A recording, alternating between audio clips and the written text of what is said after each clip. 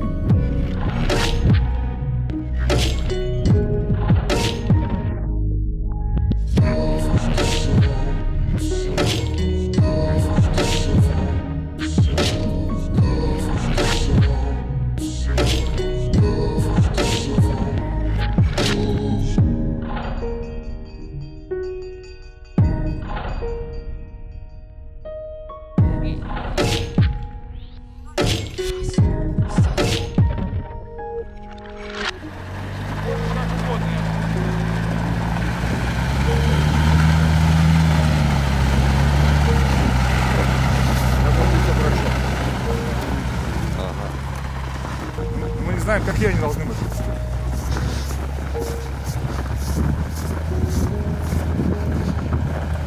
Но это больше куда-то потиснулся. Ограничитель держит вроде кость, да? Все, ограничитель помог. Стоп! Что сломался? Я думал, ограничитель, скорее всего. Это антипереворот, да? Да. Нет, не надо. Хайджекаться надо, походу. Я запасные взял. То есть мы сейчас ставим более узкие ограничители. Он будет менее нагружен. Он нужен большой. Да. Все. И как бы равняем пластину, поехали. И как хорошо, что я стал на старте. Как обычно. И мы делаем это здесь. Видишь, как комфортно. У нас столовая рядом.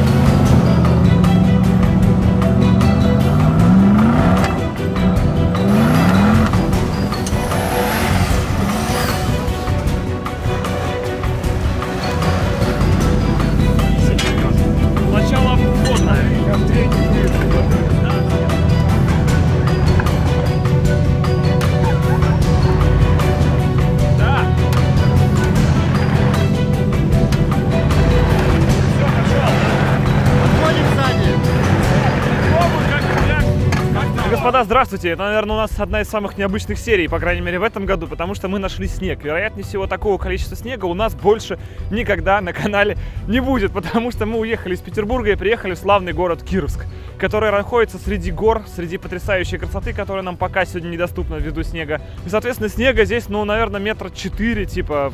То есть глубины у этого снега нету, грубо говоря. Какой бы дорожный просвет у вас не был, вы все равно зароетесь. Единственный способ — это ехать здесь на гусеничной технике, на шинах сверхнизкого давления, на пневматах. Поэтому мы выбрались сюда протестировать и Wrangler, вообще-то первично Wrangler, а Bentley мы взяли просто потому, что мы уже все равно нанимали фуру, у нас было место, и мы вытащили сюда Bentley просто посмотреть, будет ли она в принципе существовать в снегу. Напоминаю, что у Bentley по-прежнему неправильное гусеничное полотно, оно будет слетать неизбежно, никуда от этого не деться, но новое у нас будет, скорее всего, только летом.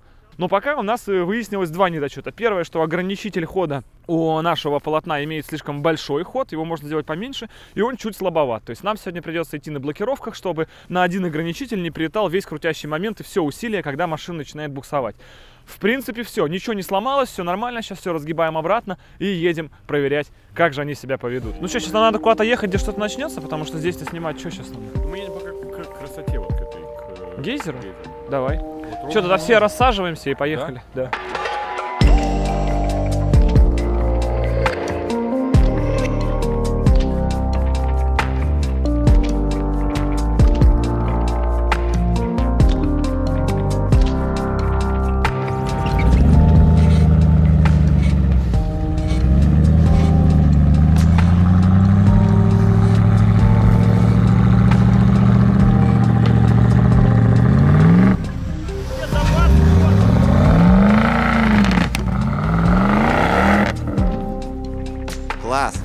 Да, вот здесь можно прям угорнуть. А, мы на речке. Следы, видишь следы? Это речка, да. Кто-то ночью нашел. Сейчас, я знаю, что ты сделаешь. Ты, блядь, подтянешь меня просто тупо за собой и все. И ты туда лицом. Да.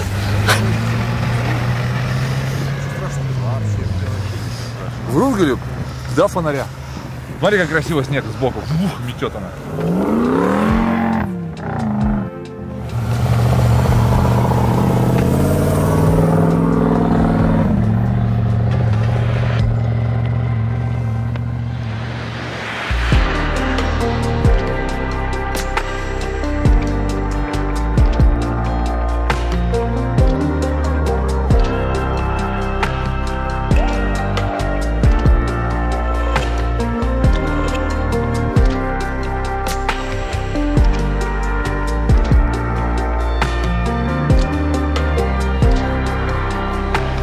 Очень интересное место и очень интересная природа. Тут прям, ну, тут горы, которых у нас нет. Мы люди с плоскости, мы люди с болота.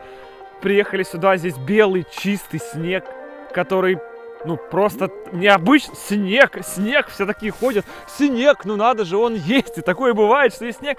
Уже через 2 дня мы вернемся и больше его, наверное, в этом году, собственно, и не увидим. Это будет, конечно, скучновато. А здесь его огромное количество.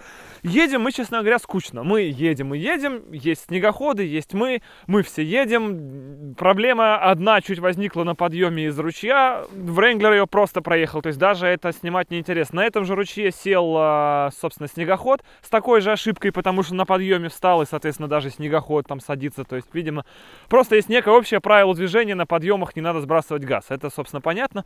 Из проблем пока что у Bentley есть, это, опять же, ну, полотно, которое просто за него стрёмно, сползет оно или нет. А во-вторых, это обледеневание катков у балансиров, вот этих опорных.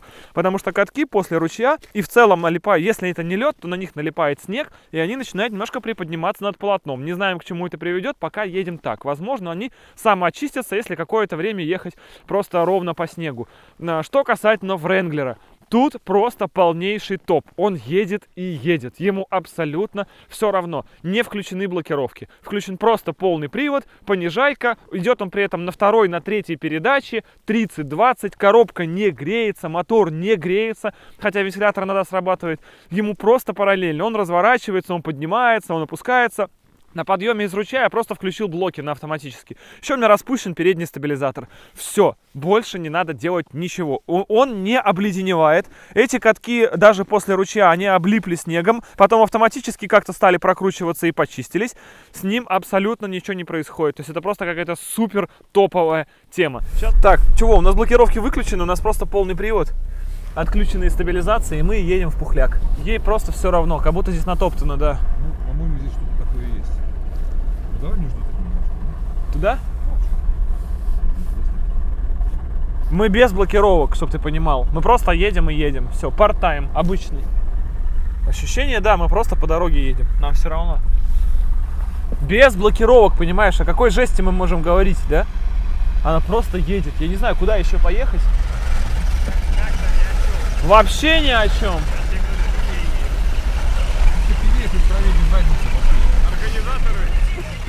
Да, чтобы ты понимал, мы без блокировок. То есть мы просто едем и все. Температура коробки, ну давай, больше жести. 87. Ну как бы в городе 95-100. Так, погоди. Он на коленях просто стоит, типа, да нет, ребята, снег есть, что вы на меня нагоняете? Давай я проверю. Нет, ты его жуй. Жуй? Нет, ну вот я стою. Ну, если ты хочешь... Ну, нет, ну колесам здесь не вариант, мне кажется. Мы шли без блокировок, ты понимаешь? Мы просто ехали на свободных дифференциалах. Парни, корректируйте сейчас. Да, пока ровно. Покорректируйте нас немного. Нужно проскочить между Владяном и мной. Сейчас встанем. Вот у вас будет ворота. Ну что, парни, держимся? Давай, на выходе.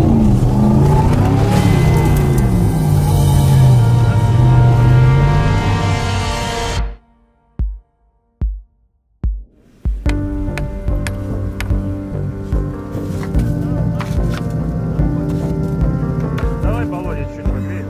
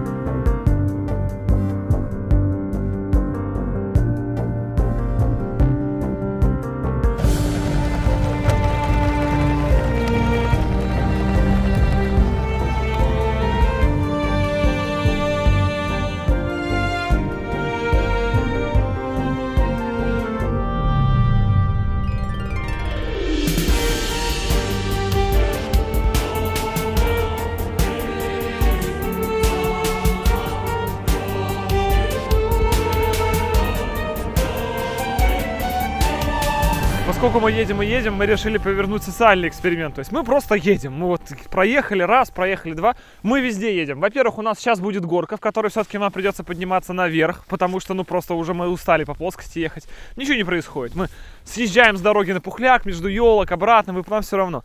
Мы решили попробовать найти землю. То есть мы же на снегу, но сколько под нами снега. Наш друг Юлий храбро вызвался все-таки в качестве сегодня щупа. Как там твой щуп, Юлий? Он не достал до дна. Ну, у Юлии огромный щуп, и даже он не достал все равно до земли, да? Казалось бы, хотя там уже... как там все. Короче, снега под нами метра, наверное, 2. И сейчас мы можем легко взять на Вренглере и вот это так просто вокруг этого всего кататься. Хотя мы стоим сейчас не на дороге, здесь не накатано. И когда мы поедем, вы увидите, что Вренглер будет тоже просаживаться. Но несущей способности у него такое количество, что он будет держаться над этим. А буксовать, как вы понимаете, когда там 2 метра снега вниз, буксовать некуда. Командуйте хоть право-лево!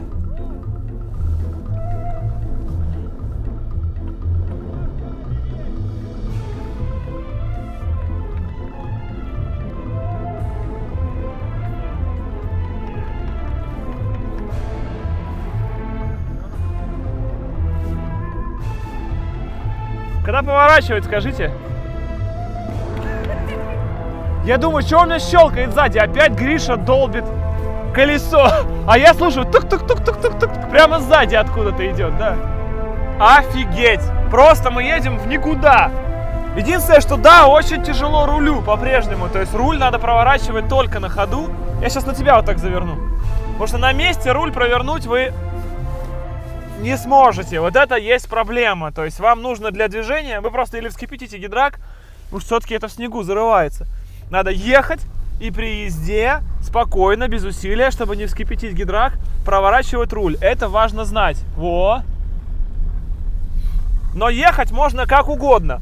когда белое на белом выглядит как вообще лайт, просто, понимаешь, на часок. А то, что у нас просвет 47 сантиметров, понимаете, под редуктором, то, что у нас гребаные гусеницы от гребаного снегохода, вон они сзади ездят, это как бы мы типа не учитываем. Ну, приезжайте сюда на ваших шерпах, несите их сюда, сравним за соточку. Кто победил, того и соточка. Если честно, реально страшно.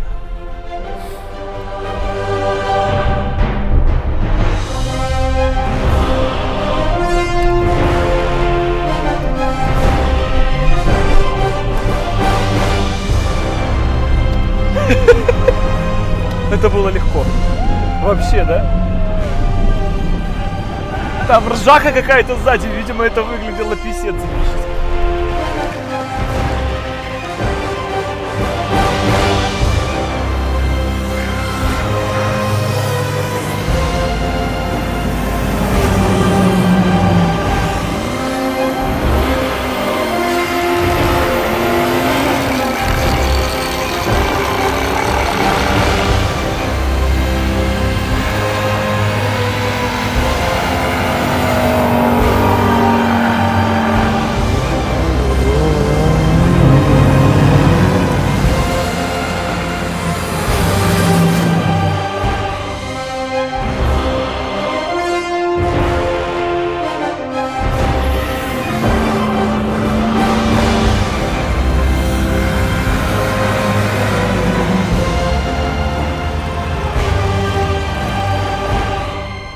Блин, мы ехали, я забыл опустить окно, в салоне снега чуть больше, чем здесь у вас, там просто ничего не видно. Ты был на снегоходе? Я просто, да, я был на снегоходе, я просто понимал, что нужно давить газ, иначе нам капец. Мы едем, вроде там елки справа, что-то там. Очень мягко, никаких там ни ударов, ничего не было, ни прыжков, ничего. То есть она, видимо, проминает и нигде не подлетела. Просто на изи. Это была вторая, где-то на 4-5 тысячах.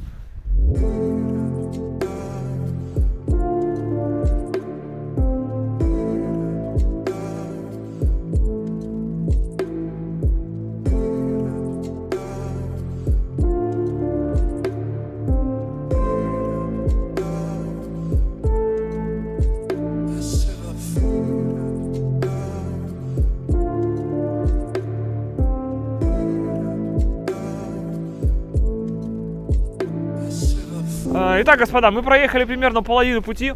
Естественно, поскольку мы, по сути, это первый выезд, мы первый раз поняли вообще, как эти гусеницы едут по снегу. Первый раз Бентли в таком снегу. И снега здесь 2 километра под нами вниз минимум, а может быть и 6 километров, да? Тут, ну, просто, и он бесконечный. Поэтому мы, конечно, много занимались лишними делами, просто угорали, нам было весело, мы сами кайфовали от того, что все это едет, и тем не менее едет оно вообще без проблем. Никаких проблем, исключая тех, которые мы создавали себе сами, на нашем пути не встало. Все, что с нами происходило, происходило исключительно из-за наших ошибок. И вот, ну, ручей, который мы форсировали, да, мы были к нему не готовы, видимо, выезжая из ручья, нужно сразу весь снег из мокрый выковыривать из гусеничных, соответственно, траков, потому что он потом слипается в лед, это все продолжает ехать, но все катки заклиненные. Наверное, это не очень правильно. Мы их сейчас обстучали молотком и поняли, что уже темнеет. И поскольку мы находимся в лавиноопасном районе, лучше все-таки по остатку света пытаться выйти, ну, хотя бы из лавиноопасной вот этой зоны. Маршрут мы пройдем до 100%. Техника едет и едет. Никаких страданий. Коробка не греется, мотор не греется. Музыка играет. Мы просто едем с печкой и все. Главное, более-менее на понижайке, на второй. Средняя скорость движения 10 км в час. Мы доказали, эта штука может двигаться по пухляку, если по нему способен хоть как-то передвигаться человек. Хоть по пояс, если человек по снегу идет, эта штука будет ехать рядом с ним. Понятно, что если совсем там полабаш зарывается, наверное, уже просто воздуха не хватит мотору. Но это экспедиция, а их никто не любит. Нам нужен экшен. Поэтому сейчас мы легко возвращаемся и начинаем творить экшен.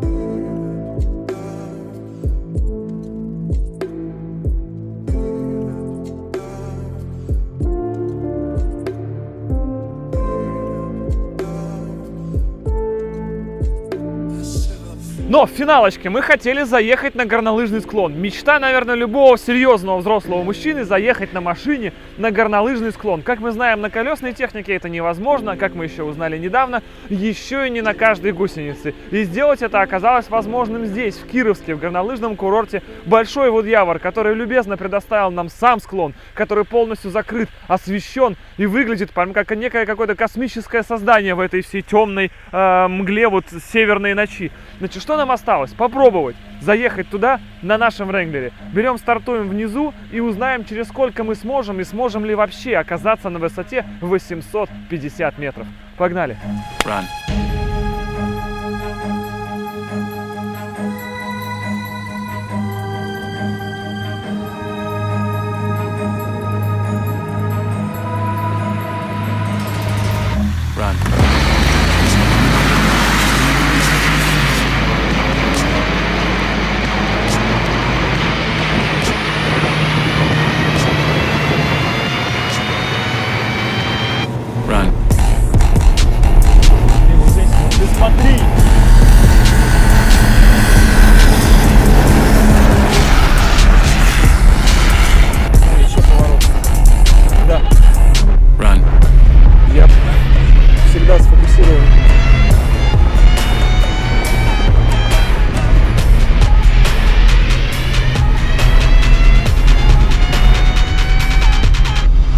Уши закладывает, фига мы так быстро поднимаемся, то есть уклончик-то...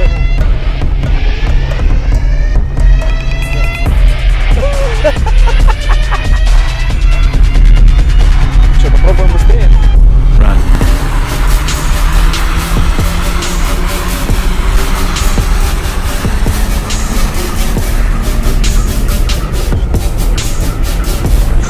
На третий, 8, где-то 40-45 поедем.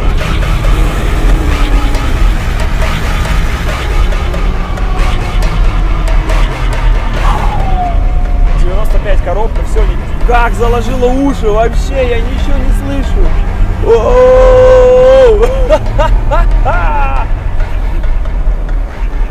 Вот это круто. Вот это прям, у меня аж вообще голову, ничего себе, мы с такой скоростью поднимались. Короче, мы в конце просто уже в пол, третья передача, где-то 45, мы шли 50. Ну ты понял, да? Она просто уничтожает, ей все равно. Или мы не туда повернули? Вы не туда? Мы не туда повернули? На тот склон приехали. А он круче или нет? Нет, он чуть-чуть повыше. А, то есть этот еще и круче был? Ну, немного. Мы в конце просто уже газ в палас, вторая в отсечку, третья уже 4,5. Я уже просто боюсь, что скорость уже большая. Ей совсем все равно. Еще больше уклон, и она еще поедет. Это просто нереально. Вот такой снег для нее, тем более. Вот даже по следу видно, как она идеально грызет просто ровно на всю глубину зубца. Ребята, Jagger Garage делает вещи. Можно сказать однозначно. Просто все. Мы все доказали. Это супер едущая штука по любому типу покрытия. Если там проехал снегоход, проедем и мы.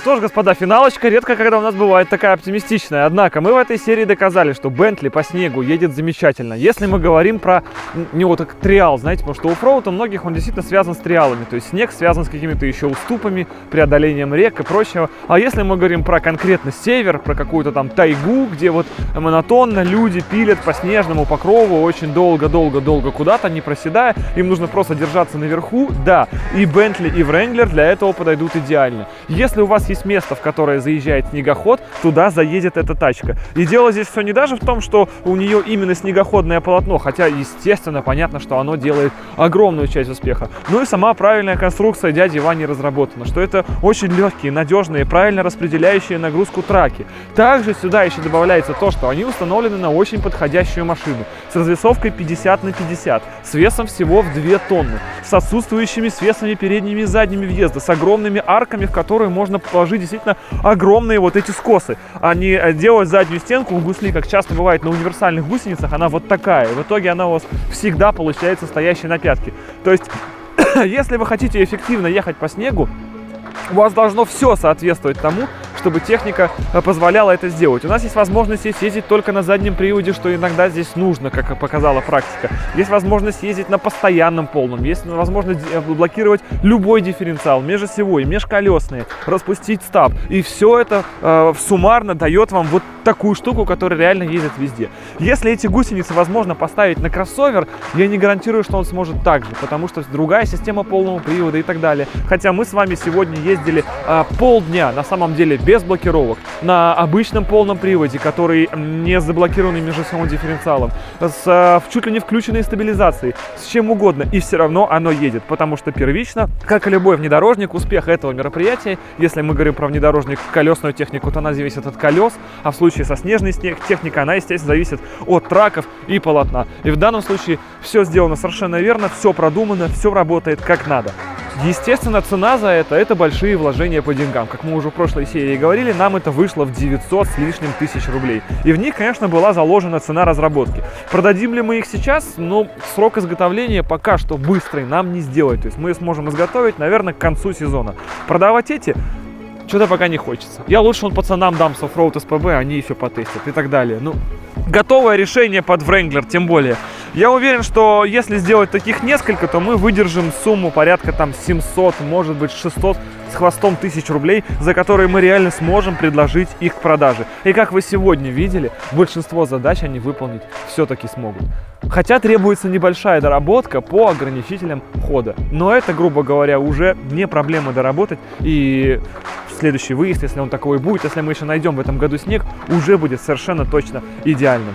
Осталось сказать только огромное спасибо Хибинам, городу Кировск и, естественно, горнолыжному курорту Большой Вудъявор, потому что где еще нас так просто вот смогли тепло принять в этот 20-градусный мороз? Где все могло так здорово бы сложиться? Я не знаю, это только, наверное, здесь. 1200 километров нам пришлось проделать от дома, и снег начался километров только за 300 до этой точки. И здесь его очень много, и здесь он белый, чистый, без соли.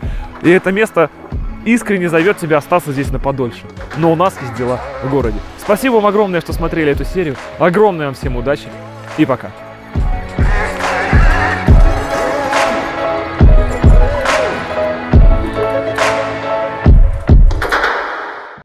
Небольшой постскриптум, ребят. Нам в комментариях несколько человек писали, что зачем гусеницы, когда у нас есть колеса, которые едут так же. Причем мы обсуждались именно колеса, еще грязевая резина, то есть это не пневматические колеса. И мы решили вам показать на следующее утро. Все, Бентли уже погружено, мы уже прямо сейчас уезжаем. Остается только Wrangler загнать и в путь. Значит, вот Wrangler на наших 35-х колесах. Вот снег, вот по которому может ходить человек. Смотри. Да? То есть, ну, вот топнул, все, вот то же самое, что там. По этому снегу и гусеница без проблем, вот туда уезжают все снегоходы. Он там супер натоптанный снег по меркам гусениц, по снегоходным. И по нему спокойно ходит человек. Что же будет, когда поедем по нему на колесах? Первое, понижайка, все блоки в натяг.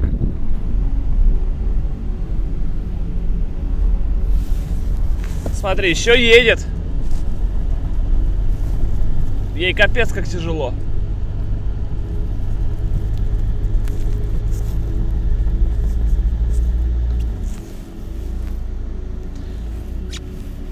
Ну вы поняли. Это мы уже сейчас начинаем топтать.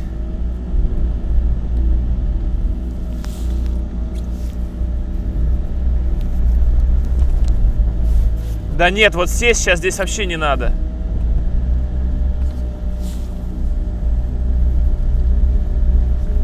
Давай назад толкнем.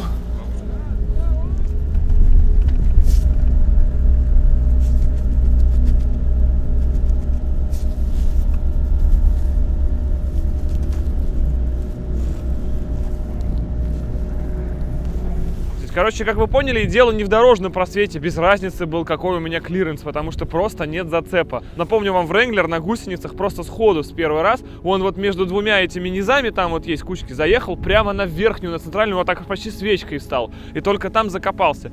Гусеница едет так, как никакое колесо не едет. И где мы были до этого, ни о каких колесах речь не может быть вообще никакая, потому что да, вот здесь стоит человек, но здесь не едет колесо.